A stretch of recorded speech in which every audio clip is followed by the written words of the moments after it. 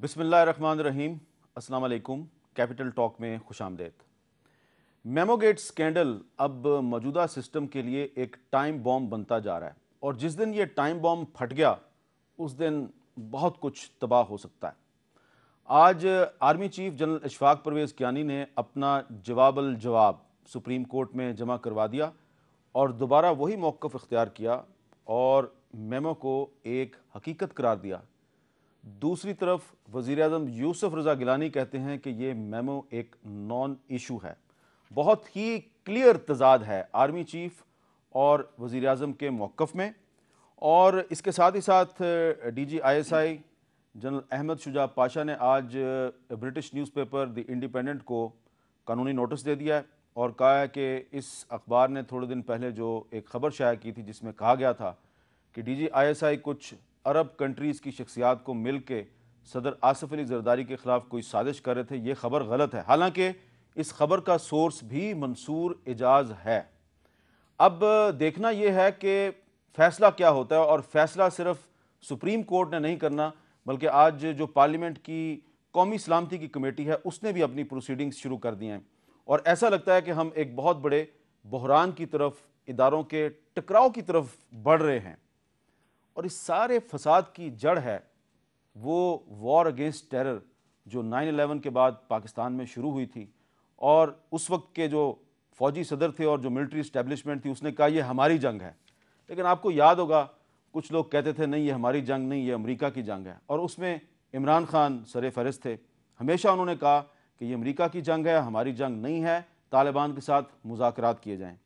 और अब देखें कि कैसा इंटरेस्टिंग टाइम आ गया है कि अब अमेरिका के नायब सदर जो बाइडन वो भी यही कहते हैं कि जनाब तालिबान से बातचीत होनी चाहिए। और उनका जो एक इंटरव्यू है जो कि न्यूज़ वीक के साथ उन्होंने इंटरव्यू किया उसमें कहा है कि Taliban is not our enemy और यहाँ तक कहा है कि हमारी जो पॉलिसी सर्चन्स है उसमें हमने कभी भी तालिबान को अपना एनिमी डिक्लेयर नहीं किया।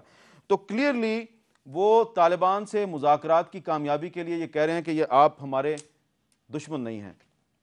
तो अब अगर मैं ये कहूँ कि इमरान खान सच्चे साबित हो गए हैं तो शायद आपको ये बात अच्छी भी लगे, बहुत सौ को बुरी भी लगेगी।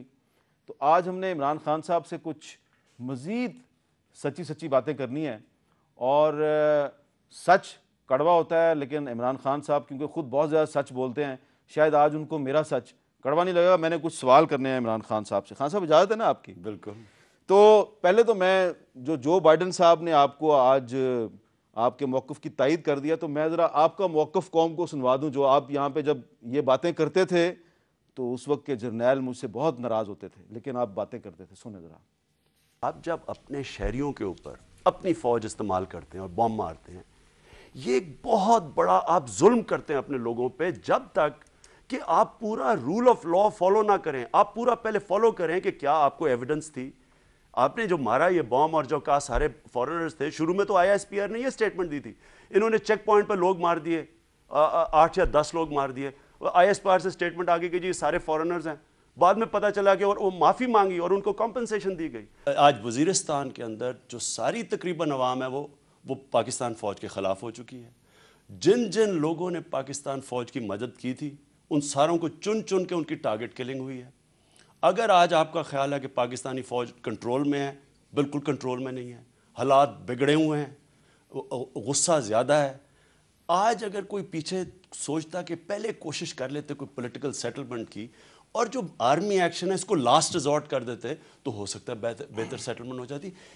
मैं तो समझता हूँ कि मैंने कभी इतनी अहमकाना हरकत देखी नहीं जो इस हुकूमत ने की है। अपनी फ़ौज वहाँ भेज दी है और अपना फ़ौजी भी मरवा रही है और देखिए बच्चे औरतें ये सारे मारे जा रहे हैं और अपने लोगों के ऊपर हेलीकॉप्टर गनशिप से और F-16 से बमबारी कर रही है। यानी कि जिस तरह बॉम्ब को पता चलेगा कि औरत बच्चा किधर है और दहशतगर्द किधर है।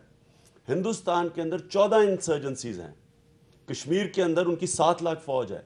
एक जगह उन्होंने हेलीकॉप्टर गनशिप से और हवाई जहाज़ों से बमबारी नहीं की अपने लोगों पे। जब पाकिस्तान ने 9 फरवरी 2004 पाकिस्तान की फौज वजीरिस्तान भेजी اس کے بعد جو رد عمل آیا وہ سارے ملک مارے گئے، اس کے بعد ایک نیا وہاں نظام آ گیا، وہ جو طالبانائزیشن کہہ رہے ہیں وہ ریاکشن آیا پاکستانی فوج نے، اسی طرح کی جو یہ باتیں کر رہے ہیں بمباری کی.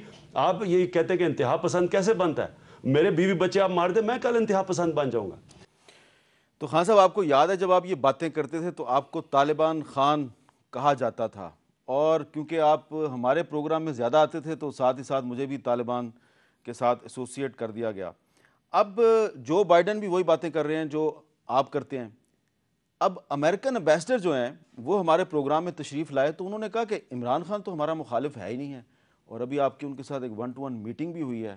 تو یہ چکر کیا چلا ہے؟ یہ امریکن امبیسڈر آپ کے دوست بن گئے ہیں، آپ ان کے دوست بن گئے، آپ کا جو پچھلا موقف ہے وہ اس پہ آپ قائم ہے کہ نہیں؟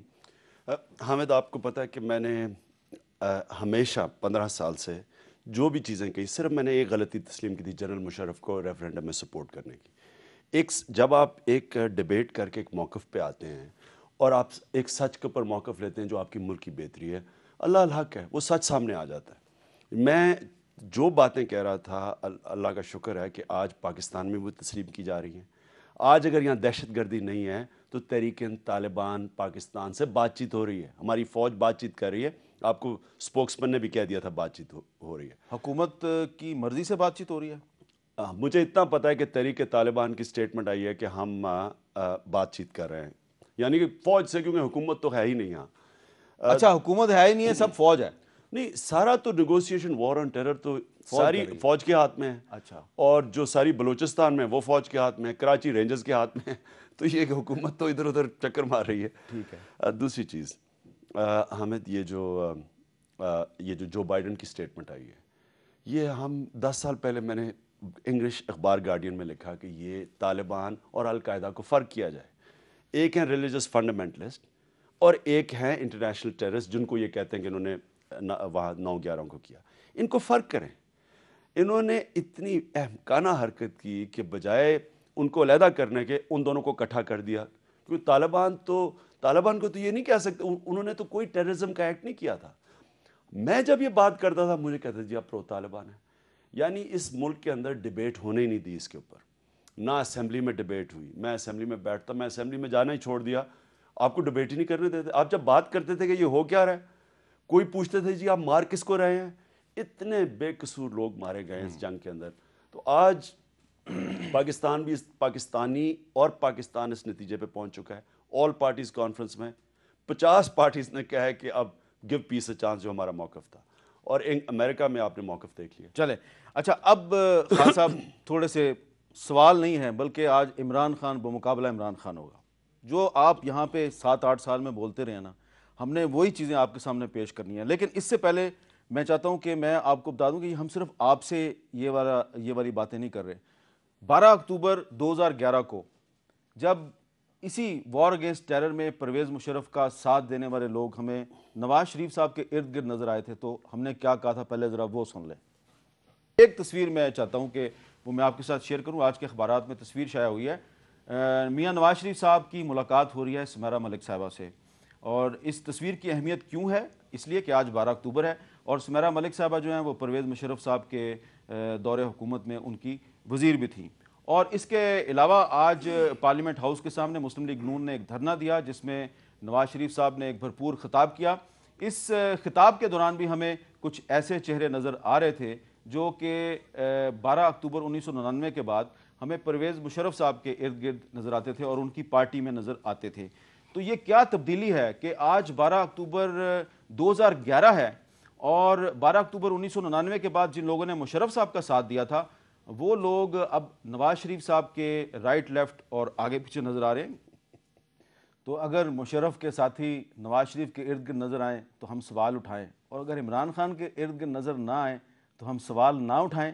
ہم انصاف پہ یقین رکھتے ہیں اور ہم نا انصافی نہیں کریں گے. آج عمران خان صاحب سے بات کریں گے. خان صاحب، پرویز مشرف کی اس وار اگینسٹ ٹیرر کی پوری دنیا میں ایک شخص وکالت کرتا تھا جو فارن منسٹر تھا اس ملک کا.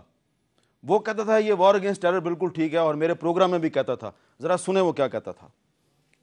9/11 کے بعد ان کا یہ ایک اندازہ تھا کہ ہم غلطی کریں گے اور وہ اس کا فائدہ اٹھا لیں گے. لیکن حکومت پاکستان نے غلطی نہیں کی. صدر مشرف نے پالیسی واضح اپنائی جو کہ پاکستان کے قومی مفاد میں تھی. ایکچولی سیکرٹری آف اسٹیٹ کا میں نے ایک متن دیکھا ہے بیان کا, بڑا کیئرفلی ورڈڈ تھا. اس میں انہوں نے حکومت پاکستان کی صدر مشرف کی تعریف کی ہے. انہوں نے مجھے ایشورنس دی کہ ایسی کوئی بات نہیں ہے. انہوں نے یہ بھی کہا کہ پاکستان نے بہت جو تدبر کا ابھی تک مظاہرہ کیا ہے. تو اب خورشید قصوری صاحب آپ کے جلسے میں آپ کی پارٹی میں آ گئے اور ان کے جلسے سے لوگ کرسیاں اٹھا کے بھاگ گئے. مجھے صرف یہ جاننا ہے کہ یہ خورشید قصوری صاحب جو میرے بہت اچھے محترم دوست ہیں اور یہ پورے ٹینیور میں, مشرف کے ٹینیور میں وار اگینسٹ ٹیرر کے بہت بڑے سپوکس پرسن تھے, اس کے سپورٹر تھے, اور آپ اس کے سپورٹر نہیں تھے, یہ بدل گئے ہیں یا آپ بدل گئے ہیں؟ احمد, میں تو اپنے موقف پہ کھڑا ہوں. پہلے تو یہ یاد رکھیں کہ جو بھی اس پارٹی کو جوائن کر رہا ہے وہ ہمارے تحریک انصاف کے موقف پہ جوائن کر رہا ہے. ٹھیک ہے. یہ کہنا کہ لوگ اگر ایک دفعہ ایک موقف رکھتے تھے اور وہ بدلیں تو وہ کوئی بدنیتی پہ انہوں نے ابھی نہیں کہا کہ میں نے موقف بدلا ہے. ابھی تک انہوں نے یہ نہیں کہا کہ یہ امریکہ کی جنگ جو ہے یہ پاکستان کی جنگ نہیں ہے. ابھی تک وہ اپنے موقف پہ قائم ہیں. دیکھیں, ڈیموکریسی ہے. آپ جب لوگوں کو پارٹی میں لیتے ہیں, ہر کوئی آپ پھر جب ڈیبیٹ کرتے ہیں, ابھی ہم نے تو خورشید قصوری صاحب نے تو ابھی کل جوائن کیا ہے, جب وہ ہماری میٹنگ میں بیٹھیں گے اور ہم ڈیبیٹ کریں گے ایشوز تو ہم انہیں کنونس کر لیں گے کیونکہ ہمارا موقف ہے. دیکھیں, پہلے تو یہ یاد رکھیں, میں بار بار قرآن میں کہتا ہوں کہ اللہ کہتا ہے قرآن میں کہ میں جب چاہوں کسی کو بدل دوں. اس کا مطلب کہ اللہ بھی ایک چیز جانتا ہے کہ انسان بدل سکتا ہے. دیکھیں نا, آپ سچ کی طرف کسی وقت بھی آ سکتے ہیں. اس لیے اگر کسی کو کوئی اگر کوئی کسی کا موقف کا بھی اور وہ تبدیل کرے, ہم کہیں نہیں آپ تبدیل نہیں کر سکتے. نہیں کریں, بالکل کریں, لیکن ہمیں بتا دیں, قوم کو بتا دیں کہ ہمارا پچھلا موقف غلط تھا. جیسا کہ آپ معزول ججوں کی جو بحالی کی تحریک تھی اس میں آپ کا بڑا اہم رول تھا. آپ کو انڈر گراؤنڈ جانا پڑا. میں آپ کے انڈر گراؤنڈ جا کے آپ کے انٹرویو کرتا تھا, لیکن اس میں جو لوگ پرویز مشرف کے موقف کے حامی تھے اور معزول ججوں کے خلاف جو کارروائی تھی اس کو سپورٹ کر رہے تھے, وہ کیا کہتے تھے؟ اب آپ کے ساتھ آگے ہیں, ذرا سنیں. چیف جسٹس آف پاکستان کو بالوں سے پکڑ گاڑی میں بیٹھا رہے ہیں. کوئی ذی شعور پاکستانی ایسا تھا جس کی آنکھیں شرم سے اس دن نہیں جھکی. انصاف, قانون, انسانی حقوق, سارے بہت سے محکمے آپ کے پاس. شاہد اکرم بھنڈر صاحب, کیا پہلے کبھی ایسا ہوا پاکستان کی سیاسی تاریخ میں یا عدالتی تاریخ میں کہ حکومت نے ایک ریفرنس فائل کیا اور سیشن جج بھی استعفیٰ دے رہے ہیں, ہائی کورٹ کا جج بھی استعفیٰ دے رہا ہے اور ڈپٹی اٹارنی جنرل نے بھی استعفیٰ دے دیا؟ ایسی اس میں کوئی بات نہیں ہے کہ جی وہ کوئی اب نارمل چیز ہو گئی ہے. ہر ایک کی اپنی رائے ہے, اپنی سوچ ہے, اپنی فکر کے مطابق. دیکھیں آپ ایونٹس دیکھیں نا پاکستان کے, اس میں شک تین ذیلی شک. نہیں سر, شک تین کا سوال ہی پیدا نہیں ہوتا. میں پڑھ دیتا ہوں آپ کو سر, میں پڑھ دیتا ہوں. ایک وزراء جو ہے نا آپ کے پروگرام میں آ کے کسی کو بولنے نہیں دیا کرتے. آپ جو صحیح کہیں گے ہم یہ ایک سپورٹ کریں ریت گے, انہوں نے, لیکن میں جو اچھا آپ پڑھ دیں. پتہ نہیں ان کو یہ ہر ایک کی بات میں بھنڈر صاحب آپ ٹانگ کیوں آ رہا ہے؟ دیکھیں بھنڈر صاحب, آپ جب بات کرتے ہیں, جو پروسیجر دیا ہے اس کو اسی پہ چلنا ہے. ہم سب خاموشی سے سنتے ہیں. جو چارجز ہیں رضا صاحب کو پتہ ہے, وہ نہیں بتائیں گے. ادروائز, اب اگر ادروائز کی محنت ہم کر رہے ہیں, ثوابدید ہے یہ تو ثوابدید ہے ان کی. یار ہم محنت کر رہے ہیں کہ تم اوپن ٹرائل. سر وہ رپورٹنگ کی بات کر رہے ہیں کہ ادروائز, وہ یہ نہیں کہہ رہے. کیمرہ ٹرائل کا واضح طور پہ لکھا ہے کہ وہ کیمرہ ٹرائل میں ہوگا. جس طرح پر جنرل مشرف اگر بول سکتا ہے کہ وہ چارجز یہ ہیں وہ ہیں, میں آپ کو بتا رہا ہوں, میں چارجز میں نہیں جاتا کون سے چارجز ہیں کیا چارجز, پر as a lawyer I can tell you ان چارجز کو میں بلاسٹ کر دوں گا انشاءاللہ تعالی. چودھری صاحب نے کہا کہ یہ بلاسٹ کر دیں گے. وہ ٹھیک ہے, تو ہم کہتے ہیں نا جی کہ سپریم جوڈیشل کونسل کا فیصلہ ہمیں منظور ہوگا. اچھا, بالکل, اس میں ڈرنے کی کیا بات ہے, اس میں نہیں ہونا اب چاہیے. میں اس میں کیا اعتراض ہے؟ فاروق امجد میر صاحب, چودھری اعتزاز صاحب کہتے ہیں کہ جو چارج شیٹ ہے جسٹس افتخار کے خلاف, یہ اس کا بلاسٹ کر دیں گے. ایک عدلیہ کے ایک اہم شخصیت کے بارے میں عدلیہ کی باقی اہم شخصیات جو ہے وہ بیٹھ کے ایک فیصلہ کرنے جا رہے ہیں کہ جی جو ان کے اوپر الزامات لگائے گئے ہیں وہ درست ہیں کہ غلط. اس میں مجھے صرف اتنا سمجھ نہیں آ رہی, یہاں پہ بھی یہی بات ہو رہی ہے.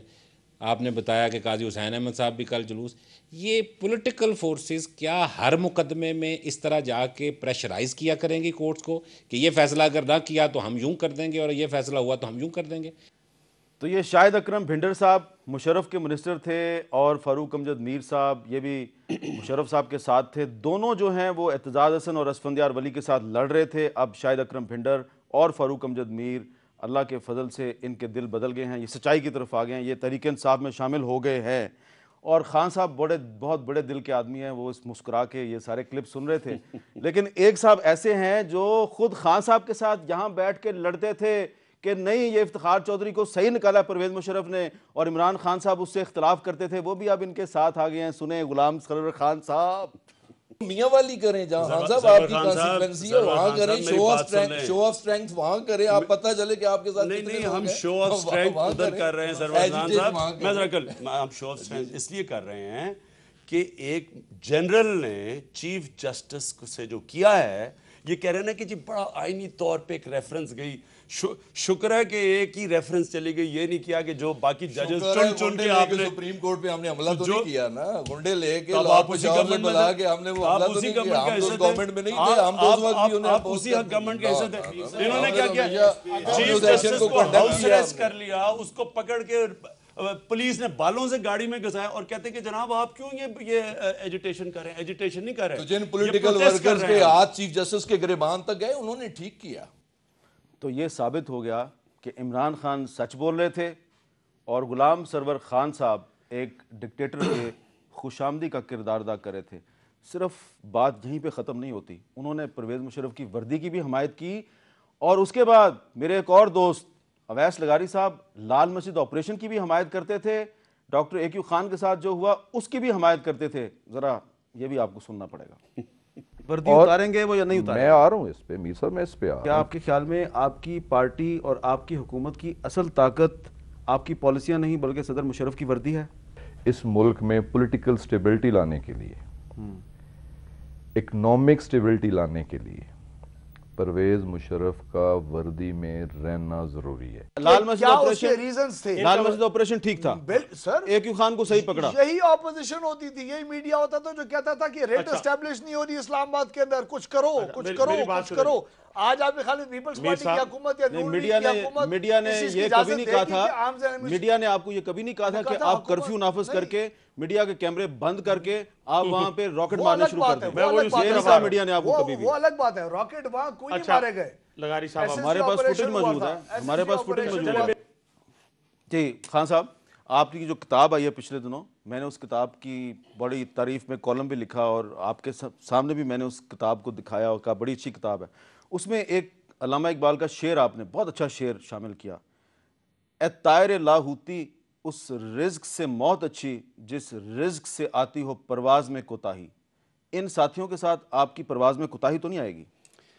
دیکھیں حامد, میں دو پوائنٹس اس میں کہنا چاہتا ہوں. ایک تو یہ کہ یہ کہنا کہ اگر کسی کا موقف یہ تھا اور اس نے اب چینج کیا ہے, نہیں ابھی ہمیں نہیں پتا کہ انہوں نے چینج کیا ہے. یہ تو ابھی آپ نے ان کو اپنے ساتھ بٹھا کے پریس کانفرنس کروا کے ہمیں بتانا ہے کہ ہمارا اب یہ موقف نہیں ہے. دیکھیں جو تحریک انصاف میں جوائن کر رہا ہے وہ اس کی لیڈرشپ کے موقف پہ ہی آ رہا ہے نا, نہیں تو نہیں آئے گا. یعنی آپ جو ایک پارٹی کی لیڈرشپ ہوتی ہے اس کے ساتھ جوائن کرتے ہیں نا. میں نے جنرل مشرف کی حمایت کی, میں نے جب ریلائز کیا کہ انہوں نے یہ جو ہمیں کہہ رہے ہیں وہ نہیں کر رہے, ہم پیچھے ہٹ گئے. واحد پارٹی تھی جو پیچھے ہٹی. تو اگر پارٹی بھی بنائی تھی تو اس لیے کہ میں باقی پارٹی کے لیڈرشپ سے نہیں اگری کرتا تھا. آج اگر لوگ ہمارے موقف, میرے موقف پہ اور ہمارے جو ڈائی ہارڈ ہمارے جو نظریاتی ہمارے لوگ ہیں, اگر ہمارے موقف پہ آ رہے ہیں جس بڑا واضح کھڑے رہے, تو ہم کون ہیں ان کو کہنے والے کہ نہیں جی آپ بدل نہیں سکتے. آدمی کو کھلے دل کا ہونا چاہیے. دوسرا پوائنٹ یہ ہے کہ یہ ابھی ٹیم نہیں بنی. ٹھیک ہے, اس پارٹی کی ابھی ٹیم بننی ہے. میں آج آپ کے پروگرام میں یہ بھی کہتا ہوں, اور میں آپ کے ایک دفعہ پروگرام میں کہا بھی تھا کہ ہم الیکشن سویپ کریں گے, لوگ میرا ہنستے تھے. انشاءاللہ اس طرح بھی گیم جاری ہے. لیکن میں آپ کے سامنے ایک اور بات کہتا ہوں, انشاءاللہ پاکستان کی بہترین ٹیم لے کے آؤں گا. وہ ٹیم کی کوالٹی کیا ہوگی؟ میرٹ پہ سلیکٹ ہوگی. دیکھیں مجھے یہاں بڑا لوگ کہتے ہیں جی آپ کے پرانے لوگ ہیں وہ ادھر رہ گئے, نئے لوگوں کو آپ نے, شاہ محمود کو آپ کے اوپر لے آئے. وہ یہ نہیں ریلائز کرتے کہ آپ کی جو پارٹی کی سلیکشن ہوتی ہے, جو آپ نے ملک کو جتانا ہے, آپ نے پاکستان کو اس دلدل سے نکالنا ہے, اس کے لیے آپ کو بہترین پاکستان کے مائنڈز چاہیے اور ان لوگوں کو لے کے آنا اوپر جو میرٹ پہ آئیں. آپ کے جو نظریاتی لوگ ہیں وہ آپ کے نظریے کو تحفظ دیتے ہیں. یعنی کہ آپ کے پارلیمنٹری بورڈ میں جائیں گے, دیکھیں گے کہ جو نمائندے آ رہے ہیں آپ کے نظریے سے وہ متفق ہیں یا نہیں, وہ کی پوزیشنز میں آپ رکھیں گے. لیکن آپ کی اوور آل ٹیم ہوگی وہ میرٹ کے اوپر ہوگی. اور آخری پوائنٹ میرا یہ ہے کہ دیکھیں پاکستان میں ہم نے یہ بڑی غلط قسم کی سیاست بھی کی ہے. مثلا یہ کہ پیپلز پارٹی کے لوگوں نے بڑی قربانیاں دیں. جب پیپلز پارٹی پاور میں آئی تو انہوں نے کہا جی ان لوگوں نے قربانیاں دی تھیں, اب ان کو ہم نوکریاں دیں, یا ان کو پلیس کر دیا. پی آئی اے کی آج تباہی کیسے ہوئی کہ پیپلز پارٹی اس باری پاور میں آئی, انہوں نے 8,000 لوگوں کو بیک ڈیٹڈ پیسے دے دیے, اربوں روپے ان کو پکڑا دیے. اب اگر اور آج سارا پاکستان ہمارے پر ٹیکس لگ رہا ہے کہ پی آئی اے میں جو خسارہ ہو رہا ہے ہم پورا کر رہے ہیں.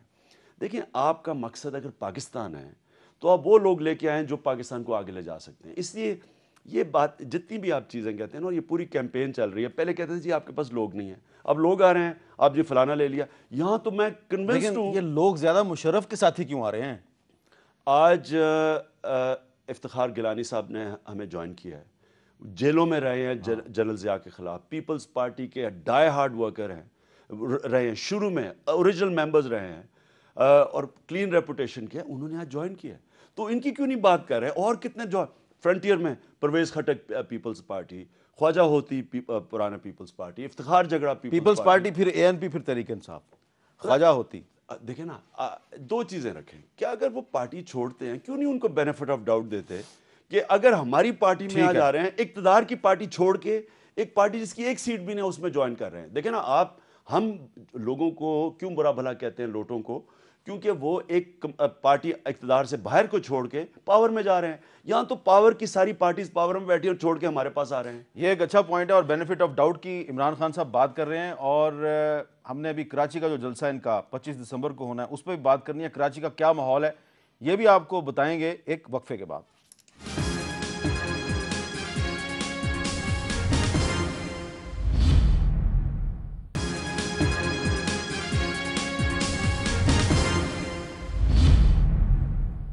کافی عرصے کے بعد پاکستان میں ایک بم دھماکہ ہوا ہے, کافی دنوں کے بعد ہوا ہے, اور خاص طور پہ پشاور شہر میں بم دھماکہ ہوا ہے. اس پہ بھی ہم عمران خان صاحب سے بات کریں گے. خان صاحب, آپ نے ابھی بریک سے پہلے کہا کہ اب آپ کی پارٹی کے تمام فیصلے میرٹ پہ ہوں گے. آپ یہ بات پہلی دفعہ نہیں کہہ رہے, آپ نے پہلے بھی ہمارے ایک پروگرام میں یہ بات کی تھی. اس پروگرام میں کچھ آپ نے نوجوانوں کو ایڈریس کیا تھا کہ وہ تحریک انصاف میں آئیں, اور وہ نوجوان کچھ ان میں سے تحریک انصاف میں آ چکے ہیں. آپ نے ان کے ساتھ جو بات کی تھی میں وہ آپ کو ذرا دوبارہ سنوانا چاہتا ہوں. بہت سے ایسے لوگ ہیں جو یہاں بیٹھے ہوئے ہیں, ہم لوگ بھی ہیں, تو ہم لوگ کیسے ینگ جو ہم لوگ ہیں جن کے کوئی فادر یا چاچا وغیرہ سیاست میں نہیں ہے, ہم کیسے سیاست میں آئیں؟ آپ لوگ کیا ہمیں اپنی جگہ سے ہٹ کی جگہ دیں گے؟ دیکھیں میں آپ کو اس کا جواب دوں گا. آپ کا جو کویسچن ہے بالکل ٹھیک ہے کہ جو نیچرل لیڈرشپ ہے پاکستان میں اوپر نہیں آ سکتی, اور اس کا ایک وجہ ہے. اس کی وجہ اگر آج پولیٹیکل پارٹیز بھی فیملی پارٹیز بن چکی ہیں تو اس کی وجہ یہ ہے کہ پاکستان میں جو ڈیموکریٹک پروسیس تھا یہ انٹرپٹ ہوتا رہا. اگر یہ چلتا رہتا تو یہ پارٹیز نے ایوالو ہو جانا تھا, کیونکہ بیچ میں ملٹری رول آ جاتا تھا, وہ سارا جو پارٹیز کی ایولیوشن تھی وہ رک گئی. میں اپنی پارٹی کا آپ کو کہہ دوں, اور اس لیے آپ نے پوچھا نا, تو آپ تحریک انصاف میں آئیں. اس کی وجہ ہے کیونکہ ہماری پارٹی کے ابھی اسلام آباد کے الیکشنز ہوئے ہیں. پہلی ایک ہر ڈسٹرکٹ بائی ڈسٹرکٹ پارٹی کے الیکشنز یونین کاؤنسل سے اوپر کروا رہے ہیں. تو اس کا مطلب کہ کسی کے پاس بھی چانس ہے. جب آپ کی پارٹی کے اندر الیکشن شروع ہو جائیں تو کوئی بھی میرٹ کے اوپر آ سکتا ہے. جب پارٹیز کے اندر الیکشن نہ ہو اور نامینیٹڈ پوسٹ ہوں پھر آپ کے لیے بڑا مشکل ہے, آپ جیسے پڑھے لکھے لوگوں کے لیے. اور جو پاکستان میں سب سے بڑی چیز ہے, کینڈیڈیٹ بیسڈ جو پارٹیز بن چکی ہیں یہ ختم ہونا چاہیے. دیکھیں باہر اگر آپ جو ادھر ویسٹرن ڈیموکریسیز دیکھیں پارلیمنٹریز, تو وہ کامیاب اس لیے ہوتی ہیں کہ پارٹی کو ووٹ پڑتا ہے اور کینڈیڈیٹ کے اوپر اتنی ریلائنس نہیں ہوتی. پھر آپ چن سکتے ہیں کہ کون سے اہل لوگ ہیں تاکہ اسمبلی میں لے کے آئیں, تاکہ لیجسلیشن کر سکیں. اگر آپ کے پاس آپ کینڈیڈیٹس کے محتاج ہو جائیں کہ ہر ڈسٹرکٹ میں بیٹھے ہوئے ہیں کینڈیڈیٹس جن کا اپنا ووٹ بینک ہے, وہ پھر اپنے آپ کو نیلام بھی کر دیتے ہیں. یہ جو لوٹا پالیٹکس ہے یہ اس لیے کہ ان کی افیلیشن پارٹی سے نہیں ہوتی, پارٹی ان کو اس لیے لیتی ہے کہ ان کی اپنی ورتھ ہے. تو عمران خان صاحب نے پچھلے سال ہمارے اس پروگرام میں کہا کہ کینڈیڈیٹ بیسڈ پالیٹکس نہیں ہونی چاہیے. کیا آپ کی پالیٹکس بھی اب کینڈیڈیٹ بیسڈ نہیں ہے؟ دیکھیں ہمیں 850 کینڈیڈیٹس چاہیے. ان میں سے ایک مکس اینڈ میچ ہوگا. جو ہم سمجھتے ہیں کہ صاف ہیں, فائنینشلی کرپٹ نہیں ہیں لوگ, اور اس کے لیے ہم انشاءاللہ پوری ایک کمیٹی بنائیں گے جو ہم نے بنا چکے ہیں تقریباً. ٹکٹ دینے سے پہلے پارلیمنٹری بورڈ ان کی تحقیقات کرے گا, ایسٹس ڈکلیئر کروائے گا, تاکہ کم از کم کینڈیڈیٹ جو اندر آئے وہ فائنینشلی کرپٹ نہ ہو. وہ کیوں ہے؟ کیونکہ اگر آپ کا کینڈیڈیٹ فائنینشیل اور آ گئے لوگ جن کے اوپر کرپشن کے چارجز ہیں, وہ یہ کریں گے کہ وہ پھر آپ کو چینج ہونے نہیں دیں گے. آپ جب لیجسلیشن لے کے آئیں گے یا آپ کرپشن کا سامنے جب کھڑے ہوں گے, ان کے اپنے انٹرسٹ آ جائیں گے. اس لیے یہ دونوں پارٹیز کے اندر کبھی احتساب نہیں ہوتا. اچھا, آپ نے اسی پروگرام میں کہا تھا ڈیموکریسی, پارٹی کے اندر ڈیموکریسی. ابھی آپ کی پارٹی کو جوائن کیا شاہ محمود قریشی صاحب نے, آپ نے ان کو وائس چیئرمین بنایا ہے بغیر الیکشن کے. شاہ محمود کو وائس چیئرمین صرف میرٹ پہ بلایا, اور ہم نے الیکشن کے بغیر بنا دیا. ابھی الیکشن پارٹی دیکھیں نا, آپ دو طرح کے الیکشن, ایک تو آپ الیکشنز کروا سکتے ہیں جو کہ اصل نامینیشنز ہی ہوتی ہیں, ایک جینوئن الیکٹڈ یونین کاؤنسل سے باڈیز اوپر تک الیکٹ کرتی ہیں جو اصل الیکشنز ہیں. ہماری پارٹی کے اندر وہ پہلے سٹیج آئی, ہم وہ لسٹیں بنا رہے تھے, وہ اب اتنے ممبرز آ گئے ہیں کہ ہم نے کہا تھوڑی دیر روک لو تاکہ جینوئن الیکشنز ہو. یعنی کہ آپ جب تک نیچے سے رجسٹرڈ ممبرز سے الیکٹ کروائیں گے نہیں تو وہ الیکشنز کسی کام کے نہیں, وہ نامینیشن ہی ہو جاتی ہے. اس لیے ہم نے تھوڑا اس کے برات, کیونکہ کچھ پچھلے 6 مہینے میں ایک ایسا سرج آیا ہے پارٹی کے اندر, اتنی تیزی سے لوگ آئے ہیں, تو ایک تو اس کی انتظار کریں. میں جو اصل اس پہ بات یہ کرنا چاہتا تھا وہ یہ کہ آپ نے جو ابھی شاہ محمود کی بات کی, وہ میرٹ کے اوپر وائس چیئرمین بنتے ہیں. تجربے میں ہمارے پاس کسی پارٹی کے پاس اتنا تجربہ نہیں ہے جتنا ان کا. وہ ایک پڑھے لکھے ہیں اور کلین کینڈیڈیٹ ہیں, ان کے اوپر کوئی انگلی نہیں اٹھا سکتا فائنینشیل کرپشن کی. یہ چیز سامنے رکھ کے فائنینشیل کرپشن نہیں کی, لیکن پارٹیاں انہوں نے بھی بہت بدلی ہیں. پارٹیاں تو قائد اعظم نے بھی بدلی تھی. آپ قائد اعظم کو شاہ محمود سے نہ ملائیں. میں یہ نہیں کہہ رہا, میں یہ کہہ رہا ہوں کہ اگر کوئی پارٹی بدلتا ہے یہ جرم نہیں ہے. نہیں, مسلم لیگ نون میں بھی انہوں نے وقت گزارا, پیپلز پارٹی میں بھی گزارا, اب آپ کے پاس آ گئے ہیں. وہ ہو سکتا ہے کہ عادت ان کو نہ سوٹ, ایک اچھی بات ہے. میں کئی دفعہ کہتا ہوں کہ ہماری پارٹی تحریک انصاف سے کئی لوگ چھوڑ کے گئے, وہ میرے سے سمجھے کہ یہ نہیں اس کام کا, یہ لیڈر نہیں بن سکتا, چھوڑ کے چلے گئے. ہو سکتا ہے اس لیے نہ گئے ہوں اور گھر بیٹھ گئے جا کے. اس لیے یہ کہنا کہ اگر کوئی پارٹی بدلتا تو ضروری وہ کوئی غلط کام. اچھا, آپ ذرا یہ بتائیں کہ کراچی کا جو جلسہ ہے یہ بہت بڑا آپ نے چیلنج لے لیا ہے, اور کراچی میں اگر آپ کا جلسہ ہٹ ہو جاتا ہے اور وہاں پہ بھی سونامی آ جاتا ہے, تو کراچی میں جو آپ سونامی لے کے آئیں گے اس سے کراچی میں تباہی پھیلے گی یا امن پھیلے گا؟ امن کیسے لائیں گے آپ کراچی میں؟ دیکھیں حامد, اس وقت کراچی بنٹ کے ہے گروپس کے, ایتھنک گروپس کے اندر, یعنی لسانیت میں. یہ اردو سپیکنگ ہے, اس کی ایک پارٹی بن گئی, پٹھان کی ایک بن گئی, پنجابی بیچ میں ہے, سندھی ایک طرف چلے گئے, بلوچی سندھی. یہ بہت بڑا نقصان ہوا ہے پاکستان کو, اور اس سے ہوا کیا کہ آپس میں لڑنا شروع ہو گیا. حال اب 1-1.5-2 مہینے پہلے جو ٹارگٹ کلنگ ہوئی, آپ نے کراچی میں حالات دیکھے, بزنسز کے حال دیکھے. میں اپنے جلسے میں انشاءاللہ اپنی تقریر میں 25 کو ایک باقاعدہ ان کو ڈیٹیلز دوں گا کہ ایک چائنیز کمپنی 19 ارب ڈالر کی سندھ میں انویسٹمنٹ کرنے آئی تھی, کوئلے میں بھی اور چیزوں میں. 19 ارب ڈالر یعنی کہ 1600 ارب روپیہ, اور صرف لا اینڈ آرڈر کی سچویشن, سیکیورٹی کی نہ ہونے کی وجہ سے وہ بھاگ گئی. آپ سوچیں کتنا نقصان ہو رہا ہے پاکستان کو, کیونکہ کراچی ہب ہے پاکستان کا. جب کراچی کے اندر امن نہیں ہوگا, نہ وہاں لوگوں کو روزگار ملنے لگا ہے, نہ پاکستان آگے بڑھنے لگا ہے. ہماری گروتھ ریٹ دیکھ لیں, اور کراچی ہے مینوفیکچرنگ کا ہب, یعنی انڈسٹری لگی ہوئی ہے وہاں.